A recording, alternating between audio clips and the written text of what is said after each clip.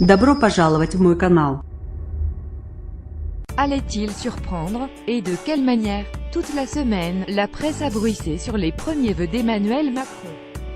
Finalement, cette première allocution a été du classique, dans le sillon de ses prédécesseurs, selon la presse. Dès lors qu'Emmanuel Macron avait décidé de sacrifier au rituel des vœux télévisés, il avait vocation à dépoussiérer l'exercice, mais rien de tout cela, constate Alain Offray, sur le site internet de Libération. Comme s'il voulait au contraire démontrer combien il est attaché au respect des traditions républicaines, le chef de l'État a choisi de faire dans le grand classique, ajoute-t-il. Mise en scène sobre, c'était un passage quasi obligé.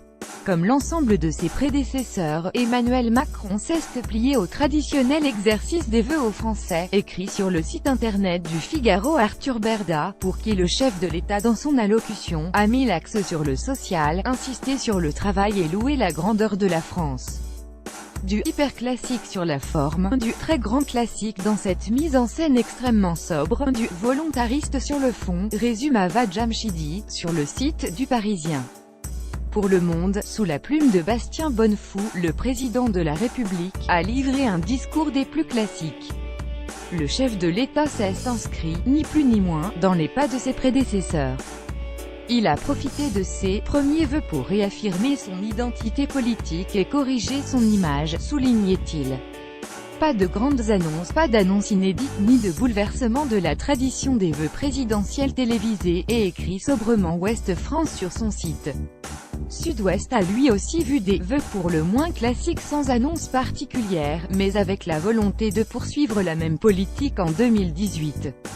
Un discours très classique sur le fond et pas de grandes annonces pour les dernières nouvelles d'Alsace, l'Alsace mais également l'Est républicain ou encore le républicain lorrain.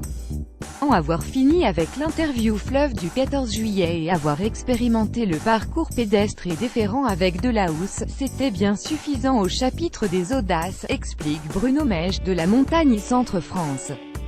Les premiers vœux du président Macron étaient attendus. À la fois sur un ton solennel, pragmatique, ils auront laissé sur leur faim ceux qui attendaient des mesures concrètes, conclut Éric Marty, du Midi Libre.